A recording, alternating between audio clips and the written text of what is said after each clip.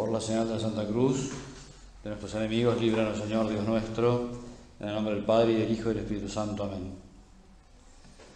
Señor mío y Dios mío, creo firmemente que estás aquí, que me ves, que me oyes. Te adoro con profunda reverencia, te pido perdón de mis pecados y gracia para hacer con fruto este rato de oración.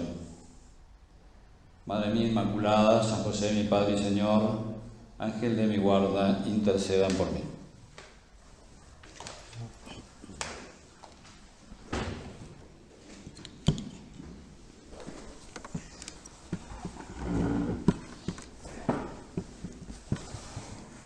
Las lecturas de la misa de estos días están llenas de relatos de los evangelios que narran las distintas apariciones de Jesús. Y Jesús, después de haber entregado su vida y después de haber resucitado, dedica todos esos días antes de su ida al cielo, de su marcha al cielo, los dedica a ir a recoger a aquellos discípulos que lo habían acompañado. En un momento determinado Jesús le dice a los discípulos: ustedes son los que estuvieron conmigo hasta el final, aunque algunos se habían escapado, aunque algunos no estuvieron presentes en la cruz, pero bueno, de todos modos, todos aquellos que habían participado de ese drama, ¿no es cierto?, que habían contemplado la pasión de Jesús y su muerte, Jesús va a recogerlos a cada uno de ellos. La primera de las apariciones que narra el Evangelio es nada menos que a María Magdalena, aquella mujer a quien se le perdonaron muchos pecados porque amó mucho, o amó mucho porque se le perdonaron muchos pecados. Ya no me acuerdo cuál es el orden. Cualquiera de las dos cosas es espectacular, ¿no es cierto? Clarísimamente fue amada por Jesús, y entonces ese amor de Jesús es lo que a ella la convierte. Bueno, pero aquella mujer, que era una mujer valiente, es una de las pocas que están frente a la cruz, ayudando, apoyando a María, acompañando a María, la Madre de Jesús. Bueno, a ella se le aparece, y el diálogo ese es entrañable. Mujer, ¿por qué lloras? ¿A quién buscas? ¿No? Aquella mujer había salido junto con otras para realizar ese trabajo de preparar el cuerpo de Jesús para la sepultura. Los judíos tenían esa costumbre, ¿no es cierto?, de perfumar a los difuntos y de envolverlos en unos lienzos. Y entonces María y las otras mujeres habían preparado todo para poder hacer eso en cuanto terminara la prohibición del sábado. Y ahí se dirigían ellas, ¿no?, y se preguntaban: ¿quién nos removerá la piedra del sepulcro? Ahora, por supuesto que para ellas, y especialmente para María Magdalena, la piedra del sepulcro era una cuestión menor. O sea, lo que a ella le importaba, lo que ella quería conseguir, iba a conseguir y terminó consiguiendo, fue encontrarse con su Señor, ¿no? Bueno, entonces es entrañable, ¿no?, ese momento en el cual, porque Jesús en un momento determinado le dice: mujer, ¿a quién buscas? Y ella se confunde, piensa que es el que está encargado del jardín, el jardinero. Si te has llevado el cuerpo de mi Señor, dime. Y cuando Jesús pronuncia su nombre, cuando dice María, ahí ella lo reconoce, ¿no? Señor, Maestro. Y se arroja a los pies de Jesús, ¿no? Igual que el resto de las otras mujeres también, cuando se le aparecen las otras mujeres, se arrojan para adorar al Señor, ¿no? Bueno, entonces son entrañables todas esas apariciones. En otro momento se les aparece a los discípulos que estaban reunidos, y entonces les dice, muchos de los discípulos pensaban: es un espíritu. Entonces Jesús les dice: palpadme y ved que los espíritus no tienen carne y hueso como veis que yo tengo, ¿no? O sea, Jesús se las arregla para que quede testimonio, para que quede un testimonio vivo, podríamos decir, de que Él es verdadero Dios, pero también es verdadero hombre, ¿no? Y a Tomás, el apóstol incrédulo, yo siempre digo que a mí me pusieron Tomás precisamente por ese motivo. No lo sé. Te dice, porque él no había creído, hasta que no meta mi dedo en el lugar de los clavos, hasta que no meta mi mano en su costado, no voy a creer. Y entonces le dice, ¿no? Mete el dedo en el lugar de los clavos, mete tu mano en mi costado, y no seas incrédulo, sino fiel. Fiel, hombre de fe. A veces una traducción dice una cosa y otras dice otra, porque son muy parecidas. Ser fiel y ser hombre de fe son muy parecidos, ¿no? O sea, en realidad la persona que cree es la persona que quiere creer. Por eso habla también de la fidelidad, ¿no? En última instancia, para poder creer nosotros tenemos que querer creer, ¿no? Es cierto que es difícil creer en la resurrección. En realidad todo es difícil. Me encantó un comentario que hace el Catecismo de la Iglesia Católica al hablar de las primeras palabras del credo. Y dice, ¿por qué el credo dice, creo en Dios Padre Todopoderoso? ¿Por qué empieza diciendo, de todos los calificativos que puede utilizar acerca de Dios Padre, utiliza el calificativo de Todopoderoso? ¿Por qué no dice, creo en Dios infinitamente sabio? ¿Por qué no dice, creo en Dios infinitamente misericordioso? Creo en Dios Padre Todopoderoso. Entonces explica el Catecismo, dice, lo que pasa, dice, es que todos los artículos que están contenidos en el credo, todas las cosas que la Iglesia nos propone para creer, son tan difíciles de creer, dice, que solamente es posible creerlas si Dios es todopoderoso. Me encantó ese argumento, ¿no? Y también me gusta mucho una cosa que leí del Papa Benedicto XVI. Decía, todo hombre de fe tiene dudas. Yo eso lo había leído, yo eso lo había pensado por mi cuenta, ¿no es cierto? Todo hombre de fe tiene dudas, pero no me animaba a decirlo hasta que leí que lo dice Benedicto XVI. Entonces dice, bueno, pará, esto ya no es una idea peregrina que se le ocurre al cura medio incrédulo, que lleva el nombre del apóstol incrédulo. Ya no es una... no, ya lo dice el Papa. En esa época no era el Papa, pero iba a ser Papa después. Todo hombre de fe toda persona de fe tiene dudas. Y a mí esto yo lo engancho con algo que decía Newman. Newman decía, tener fe es ser capaz de superar dudas. Es decir, la persona de fe no es la persona que no tiene ninguna duda, es la persona que, a pesar de tener dudas, sigue diciendo, yo creo, yo quiero creer, porque el acto de fe es un acto voluntario. Es cierto que es un regalo divino, pero es un regalo que se puede aceptar o se puede rechazar. Nosotros a ese regalo de la fe le podemos decir que sí o le podemos decir que no. Sobre todo porque aceptar los contenidos de la fe y aceptar las verdades de fe es fundamentalmente aceptar al mismo Dios y es comprometerse con el mismo Dios. Por eso es meritorio el acto de fe. Es meritorio porque requiere de esa aceptación, ¿no? Se cree con el corazón, dice San Pablo. Creer es darle al Señor nuestro corazón. Bueno, pero volvamos a, sí, podemos tratar el acto de fe, pero podemos tratar también lo que Dios hace por nosotros. Alguien decía, no es tan importante lo que nosotros hacemos por Dios como lo que Dios hace por nosotros, ¿no? ¿Qué es lo que Dios hace por nosotros?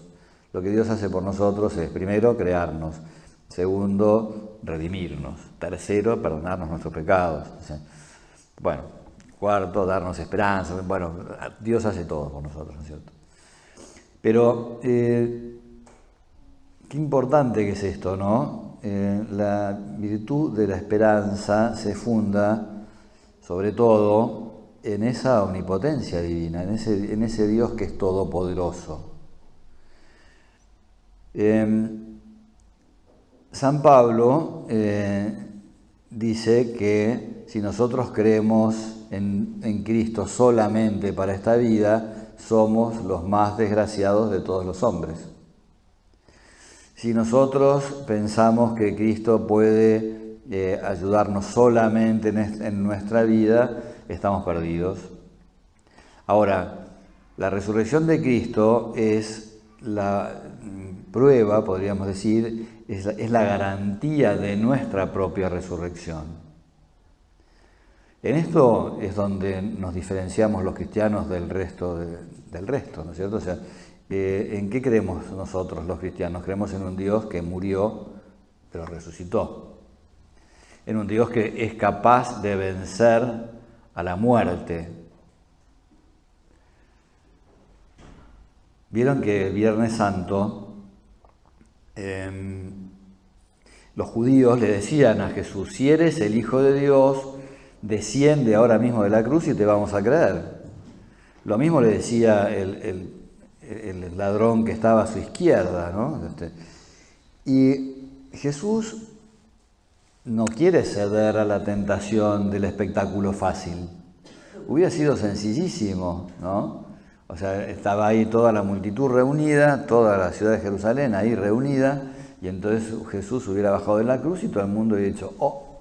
Entonces, y hubiera sido todo un espectáculo. Pero Jesús no trabaja para el público, podríamos decir, no trabaja por la galería, ¿no?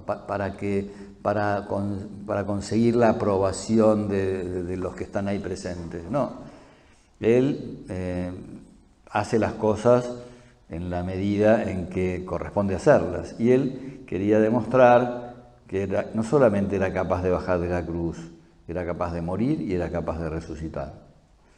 Estuvo en manos de la muerte y zafó y volvió de la muerte.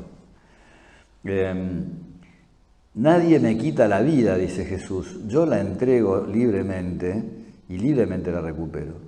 Yo la entrego por mi propia decisión y por mi propia decisión recupero la vida. Siempre cuento la historia de Franco. Franco era un chiquito que tendría 4 años más o menos, de sangre italiana. Le habían regalado una Biblia con ilustraciones. Entonces, Franco miraba cómo los soldados le pegaban a Jesús. Y al tipo le subía la mostaza, o sea, no... Era chiquito, pero era Thanos, ¿no? Entonces lo veía que la injusticia, ¿no? Entonces decía, ¿pero por qué le pegan a Jesucito si Jesucito es bueno? Y el tipo ponía... Bueno. Y entonces el padre le dice, Franco, ¿cuál es la parte del Evangelio que más te gusta? Y la parte del Evangelio que más me gusta es cuando Jesús resucita, porque Jesús resucita con poder, ¿no? Y levantaba el brazo así como la espada de He-Man, ¿no? Espada del poder de He-Man. Bueno, entonces, claro, está bueno saber que Dios es bueno, pero también necesitamos saber que Dios es todopoderoso, porque solamente cuando Dios es todopoderoso podemos creer en todas estas cosas. Solamente creyendo en un Dios todopoderoso podemos aceptar, ¿no? Esto de la resurrección, porque fíjense lo que le pasaba a San Pablo, ¿no? Hablaba de Jesús, de la figura de Jesús, tan bueno que pasó haciendo el bien, ¿no? Cuando hablaba de la resurrección le decían, te oiremos en otro momento. O sea, la gente se iba, no le creía, ¿no? Es cierto, no es fácil creer en la resurrección, pero es nuestra esperanza. Me acuerdo que en una oportunidad, hace ya muchos años, murió un chiquito, esos chicos que mueren, no sé si es muerte blanca, le dicen, o bueno, es muerte súbita, ¿no? O sea, no sé, durísimo para los padres, pero fue tremendo lo de su muerte, pero esos padres no creían en Dios. Y como no creían en Dios, tampoco creían en que hubiera un más allá. tampoco creían en que hubiera una resurrección. Los padres no creían, los abuelos tampoco creían. Nunca vi una cosa tan triste como esa, porque estuve en muchos entierros. Esta semana, 1 por día. Un entierro. Bueno, recién estamos el miércoles, ¿no? Pero el lunes tuve uno y el martes tuve otro. Se murió. La cuestión es que, claro, qué distinto es. La fe es la base de la esperanza. Para poder tener esperanza tenemos que tener fe. No podemos tener esperanza si no creemos en un Dios todopoderoso. Hace unos años se murió un chico joven, tendría 20 y pico, 30 años, y el padre en un momento determinado me dice, mi vida se divide en 2 partes, antes de la muerte de mi hijo y después de la muerte de mi hijo. Esta segunda parte de mi vida la vivo con la esperanza del reencuentro. Le pedí permiso para contarlo, me dijo, sí, por supuesto que podés.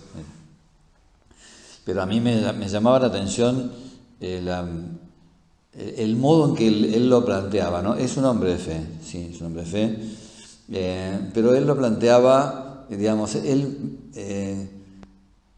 yo por lo menos en la expresión veo, esa paternidad, ¿no? Ese amor de padre, ¿no?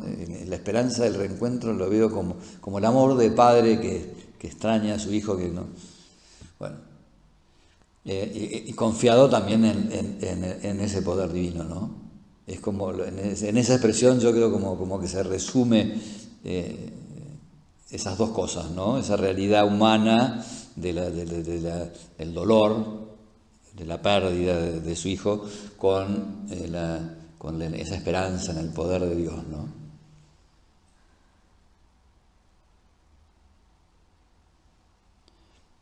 Peggy hablaba mucho de la esperanza. Decía, los cristianos solemos tener fe, y a veces uno piensa que le falta fe, y en algunas oportunidades lo que nos falta no es fe, sino que es esperanza. Nosotros creemos en el poder de Dios, ¿no? A lo mejor podemos creer en el poder de Dios, pero no tenemos la esperanza de que lo utilice en ese momento en favor nuestro, ¿no? Son como dos virtudes que están muy emparentadas, que están muy unidas la una a la otra, pero que en última instancia la esperanza le añade un algo más, ¿no? Es esa expectativa, ¿no? de que Dios realmente está gobernando ese mundo y de que Él nos va a echar una mano y de que contamos con ese poder suyo, ¿no? Y la esperanza es la que hace que nosotros, podríamos decir, como que tiremos para arriba, la que hace que nosotros podamos continuar nuestro camino, ¿no? Ese dicho que la esperanza es lo último que se pierde, bueno, tiene su razón de ser, porque cuando nosotros perdimos la esperanza, perdimos también la capacidad para luchar.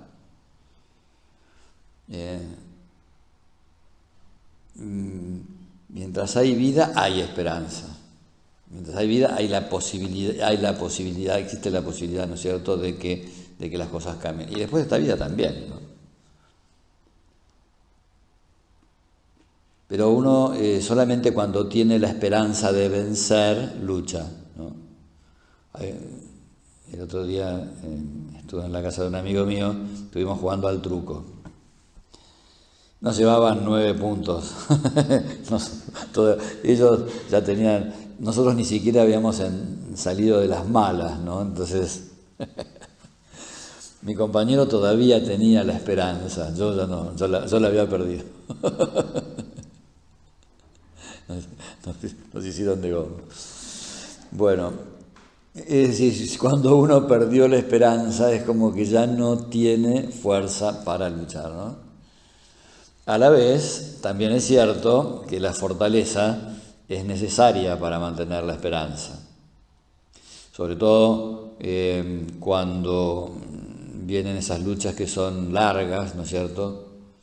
Estoy mirando a las aquí presentes y conozco las vidas de algunas y sé que tienen dificultades, y algunas dificultades como duraderas, ¿no?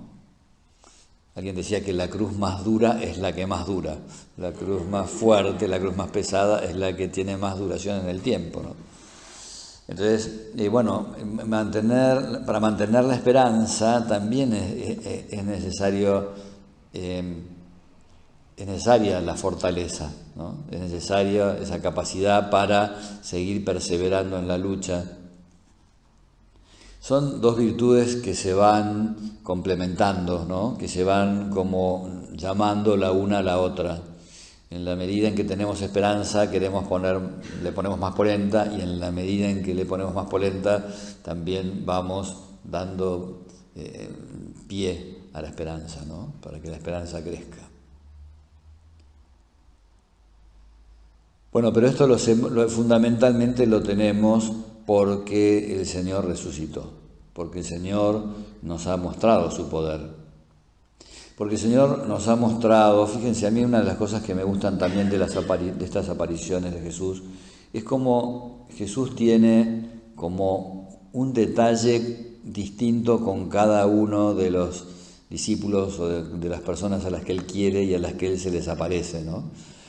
Por ejemplo, a los apóstoles se les aparece la última vez en el lago de Genesaret, ¿no? Estaban pescando, ellos eran pescadores, estaban pescando, tiren a la derecha, no pescaron nada, tiren a la derecha la barca, ¿no? Y ahí lo reconocen. Y los discípulos de Maús estaban destruidos, se estaban volviendo a su pueblo porque habían empeñado todo y todo lo que habían puesto lo habían perdido, o sea, habían puesto todo en la figura de Jesús, en la persona de Jesús, y Jesús se había muerto. O sea, todo lo que ellos habían puesto toda la carne en el asador y se había desaparecido. Había desaparecido. Y entonces, bueno, qué lindo, me encanta, después que pasan ese rato caminando juntos sin que ellos lo reconozcan, en el momento en el que desaparece Jesús, uno de los discípulos dice, es el Señor.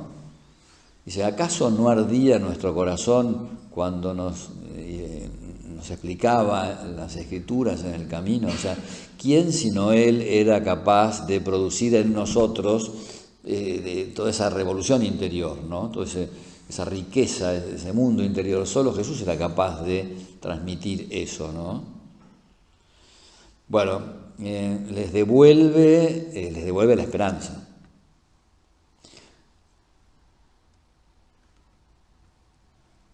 Bueno, a cada uno podríamos decir, a cada uno de nosotros nos conoce, sabe cuáles son nuestras necesidades específicas, sabe qué es lo que cada uno de nosotros necesita, ¿no?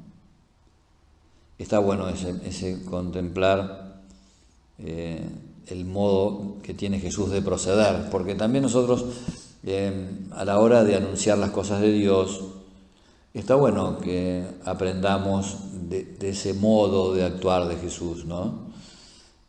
A María la llama por su nombre. María necesitaba que la llamara por su nombre. No se le aparece en el montón, se le aparece a ella sola. Porque, bueno, por algo ella es apóstol de apóstoles, ¿no? O sea, qué lindo el título que le dio el Papa, ¿no? María Magdalena, apóstol de apóstoles. Ella es la primera a la cual Jesús se aparece. Ella es la que se jugó a full por Jesús. Y a ella se le aparece sola, la primera. Después se les aparece a los otros. Bueno, a cada uno lo que esa persona necesita, ¿no? Y nosotros también a la hora de anunciar las cosas de Dios, qué bueno que lo hagamos no como quien anuncia algo, podríamos decir, al gran público, o como quien da un anuncio en un diario, sino que ese anuncio de las cosas de Dios sea un anuncio diría yo, personalizado, ¿no? Cuando hablemos con la gente, cuando hablemos de las cosas de Dios, está bueno que nuestro discurso no sea el discurso de lo que uno ya leyó o aprendió, sino que sea la charla personal, ¿no? Que sea un hablar al corazón del otro, ¿no? Porque es muy distinto, digamos, la arenga, podríamos decir, ¿no? A veces hay que hacer, bueno, ahora no puedo hablar a cada una en particular, ¿no es cierto? Hay momentos en los cuales uno, al hablar de las cosas de Dios, tiene que hacerlo al público. Pero también que es importante, ¿no? Que esa transmisión del mensaje cristiano, tenemos que darnos cuenta, tenemos que ser conscientes de que es una transmisión, es un tete a tete, ¿no es cierto? Es de tú a tú, porque lo que el Señor nos brinda a cada uno de nosotros es su propia vida, y lo que tenemos que transmitir también es esa vida divina, ¿no?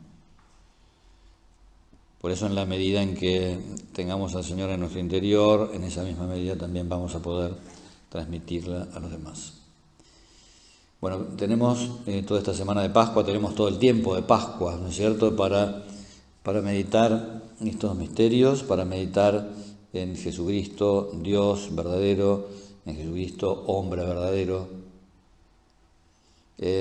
para meterlo en nuestro corazón, ¿no?, para vivir junto con Él nuestra vida, para compartir con Él nuestras alegrías, nuestros dolores, que sepamos, ¿no?, que el Señor está siempre a nuestro lado, y que Él es nuestra esperanza. Resucitó Cristo, mi esperanza, ¿no? Que lo podamos vivir de esta manera, ¿no? Tenemos todos estos días para considerar esta maravilla de Cristo resucitado.